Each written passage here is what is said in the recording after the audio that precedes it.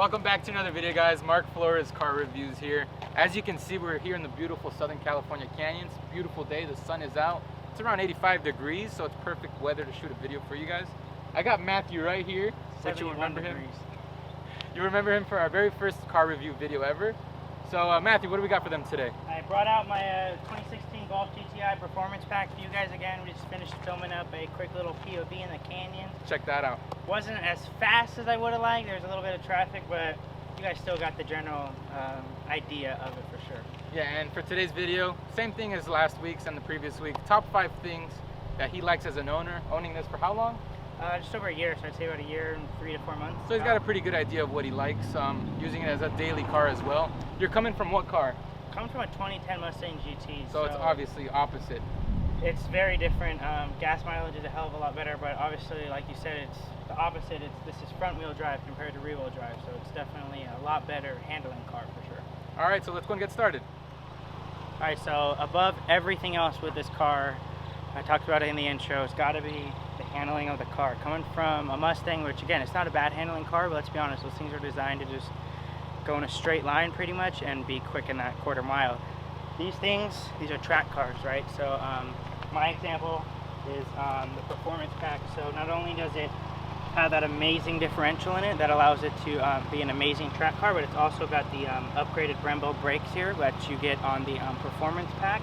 The standard Mark 7 is a little bit smaller brakes, not that big of a difference, but obviously the brake pads, the rotors, they all add up to a pretty considerable difference in braking. Obviously, otherwise they wouldn't have even included it at all. Alright guys, next up on my list has got to be this engine. It's obviously not as fast as that Mustang. Obviously it's a lot smaller engine. The Mustang I had was a 2010, so it was the first gen S197. Or excuse me, second gen S197, so this had the 4.6. It didn't actually have a 5.0, so it was a little bit slower than the 5.0. So going from a 4.6 to a 2.0 is literally less than half of the size of that engine, but it makes up for it with that turbo, with that intake, everything that's going on for this thing. It's actually really well. And again, because it can actually handle all of that power, it can put it all down with its handling performance. I think the power level is absolutely perfect for the amount of handling performance that it has as well. Alright guys, next up on my list is surprisingly the practicality of this car. So you see it, oh, it's a hatchback, it's probably not going to hold that much. The number one thing that surprised me the most is we got all the camera equipment in there, but if you ever need more space, all of these seats fold all the way down. Obviously you got to move the driver's seat up a little bit, but all those seats fold down.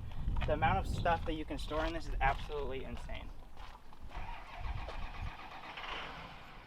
Alright, so for the next part of my list, it's gotta be the dynamic chassis control on this car. So the cool thing about getting the Performance Pack is you have DCC or dynamic chassis control, which means that this car has electronic dampening control. So if I want a little bit more comfortable ride, I can go ahead and I can throw it into comfort mode. If I want it to be a little bit more sporty, a little bit stiffer on the ground, I can go ahead and transfer it into sport. But my favorite, which I keep it in all the time, is I just do individual, which allows me to adjust the drivetrain, the steering, the differential lock, the cruise control, pretty much everything individually. Whereas if you put it in sport, obviously everything's going to be in sport.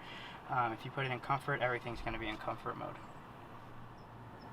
Alright, so the fifth and final thing on my list has got to just be the general, I guess you would call it the luxury portion of the car, the amenities in the car. Coming from a 2010 Mustang, they didn't really have that much infotainment. There was not really a screen. It was just a little slit that told you if you're on your Bluetooth, if you're just listening to the radio. Whereas this, it's obviously got the CarPlay, got the heated seats, they got the adaptive cruise control, I got the heads-up display. I got everything that I wanted in a car that you're going to get in even a 2020, for example. Alright guys, so that's going to be it for the top 5 things he likes about his Mark 7 GTI. Any final words? Normally we would do a top 5 things that I hate, but if I'm completely honest, the only thing I would change about it is give it a little bit more power. Honestly, it's kind of hard to make that type of video since the car's already... It's what I want. It's pretty awesome, let's face it. But if you guys haven't subscribed, go ahead and do so. I'll see you guys in the next video. Thank you. Oh, the camera's going to get run over!